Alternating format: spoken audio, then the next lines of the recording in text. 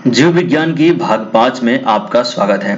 इस वीडियो में मैं लेकर के आया हूँ रक्त समूह से संबंधित कुछ महत्वपूर्ण 20 प्रश्न, जिनको आप करेंगे। यहाँ पर ऑप्शन वाइज रहेंगे। इन प्रश्नों का आंसर आप कमेंट बॉक्स में भी कर सकते हैं।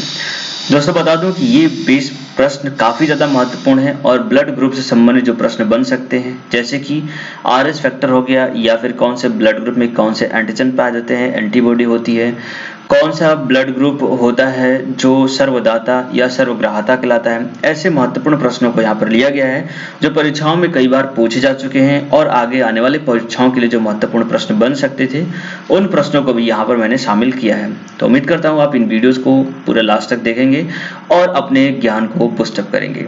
नमस्कार दोस्तों, मैं हूँ शिवशंकर तिवारी। आप मुझे फेसबुक पेज, ट्विटर और इंस्टाग्राम पे ज्वाइन करें, टेलीग्राम पे। यहाँ पर आप मेरे वीडियो की पीडीएफ और लिंक दोनों ही ले सकते हैं।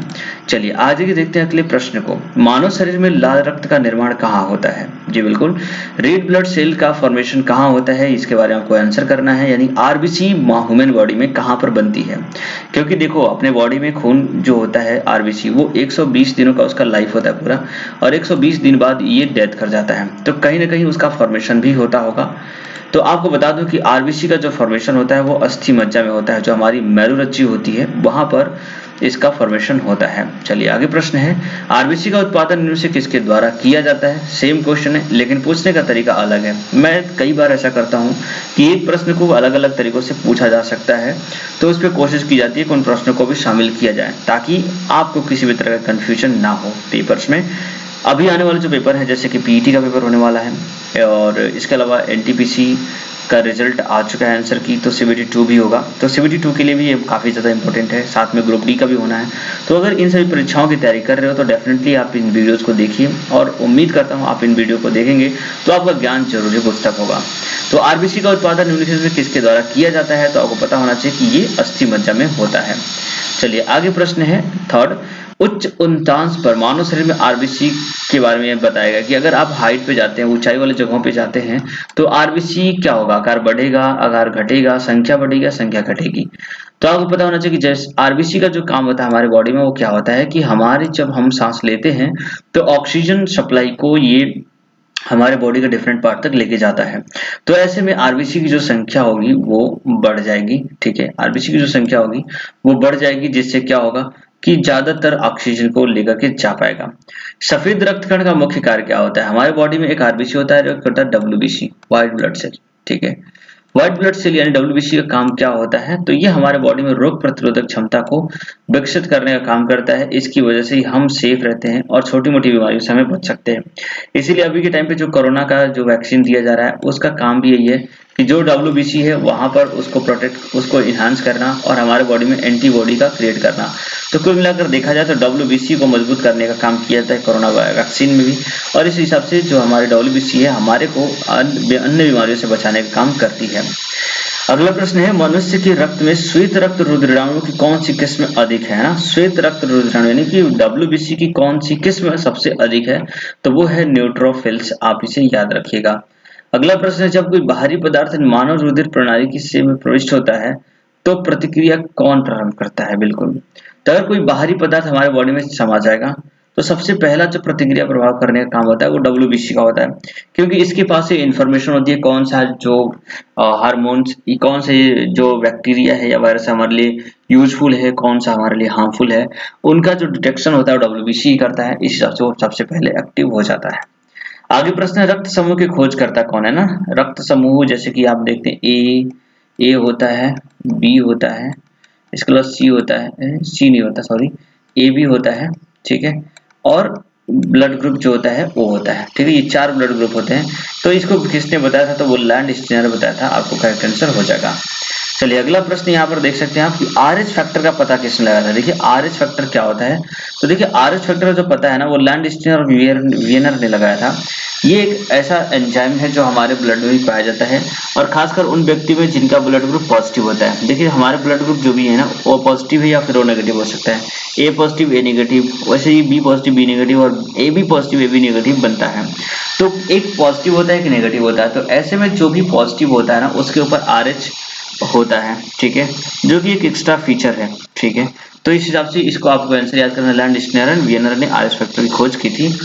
अगला प्रश्न यहाँ पर है कि किस रक्त वर्ग में एंटीबॉडी नहीं पाए जाते। ठीक है, किस वर्ग में एंटीबॉडी नहीं पाए जाते। देखिए एंटीबॉडी का होने का मतलब क्या है, अगर कोई ब्लड ग्रुप ए है तो इसके अंदर जो है ना ए नाम की एंटीजेंस पाई जाएंगी और बी नाम की एंटीबॉडी पाई जाएगी। ठीक है, ये आप याद रखना। ए अगर कोई ब्लड ग्रुप है तो ए एंटीजन पाया जाएगा और बी एंटीबॉडी पाई जाएगी।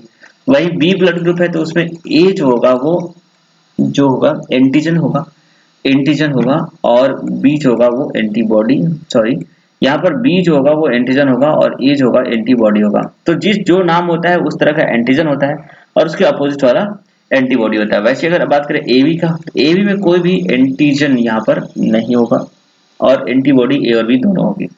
ठीक है, तो इस हिसाब से आप देखें तो यहाँ पर एंटीबॉडी नहीं होगा, किसमें नहीं होगा, तो देखो एंटीबॉडी जो होता है वो एवी में नहीं होता है। ठीक है, आप इसे याद रखिएगा।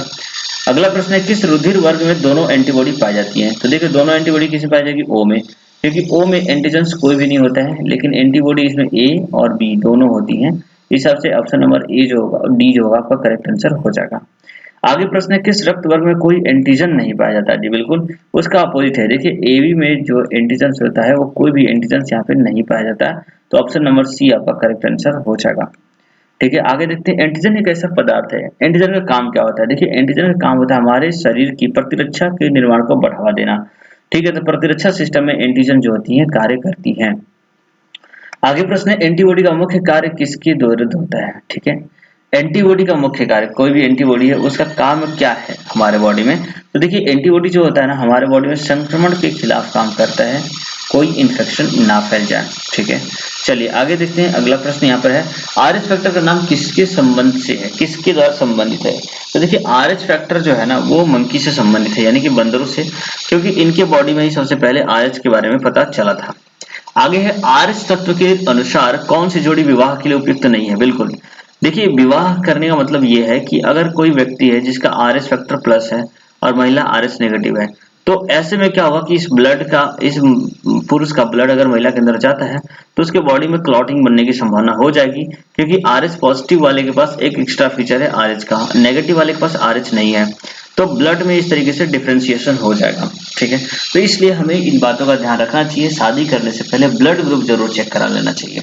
ठीक है, चलिए आगे देखते हैं। अगला प्रश्न यहाँ पर है संतानों को भ्रूणीय अवस्था में माता के गर्भाशय के अंदर ही रक्त का थक्का बनने से मौत हो जाती है, इस रोग को एरिथ्रोब्लास्टोसिस कहते हैं, इसका कारण क्या है। तो देखिए अंदर गर्भाशय के अंदर ही रक्त का थक्का जमा है, इसका सीधा सा मतलब है कि अगर किसी व्यक्ति का आरएच प्लस था और माता का आरएच नेगेटिव था, ऐसे में बच्चे के अंदर जो ब्लड था वो पिता का था और पिता का आरएच प्लस था, लेकिन जब वो बेबी जब बड़ा हुआ तो उसके बॉडी के अंदर जो ब्लड गया वो मदर का गया और मदर के पास आरएच नेगेटिव था। ठीक है, तो इस तरीके से एक पॉजिटिव और एक नेगेटिव मिल करके वहां पे ब्लड का थक्का जम जाता है और फाइनली बच्चे की मौत हो जाती है। आगे प्रश्न है, आगे देखते हैं निम्नलिखित में से कौन सा ब्लड ग्रुप सर्वव्यापक ग्राहता है। ग्राहता यानी कि आप वो क्या कर सकता है, ले सकता है, सबसे ले सकता है। तो सबसे ले सकता है कौन, एबी। एबी जो होता है वो सर्वव्यापक ग्राहता कहलाता है। अगला प्रश्न है यहाँ पर एबी रक्त वर्ग वाले व्यक्ति को सर्वात्रिक आदाता कहा जाता है, क्योंकि उनके पास किसी भी तरह का प्रतिजन का अभाव होता है और इसीलिए वो किसी से भी ब्लड ले सकते हैं। अगला प्रश्न है मानव रक्तदान के लिए कौन सा रक्त समूह सर्वात्रिक दाता है। यूनिवर्सल डोनर किसे बोला जाएगा। तो देखिए सबको देने वाले हैं भाई अपने ब्लड ग्रुप ओ। ठीक है, और मेरा भी ब्लड ग्रुप ओ ही है।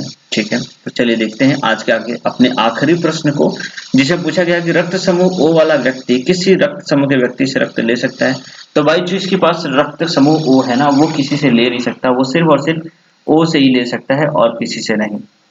तो देखिए ये वीडियो पूरा 20 प्रश्न का जो था और उसे मैंने कंप्लीट करा दिया। उम्मीद करता हूँ कि आपको ये वीडियोस काफी इंपॉर्टेंट लग रहे होंगे। Thanks for watching till the end of this video, और प्लीज वीडियो को लाइक जरूर किया करें और शेयर करने के बाद अपने फ्रेंड के साथ सब्सक्राइब कर दिया करें, ताकि मेरा मोटिवेशन बढ़ा रहे और आपके लिए एक तरीके से हमारी तरफ से आपकी तरफ से हमारे लिए गिफ्ट। तो आपका दिन शुभ रहे। जय हिंद, जय भारत।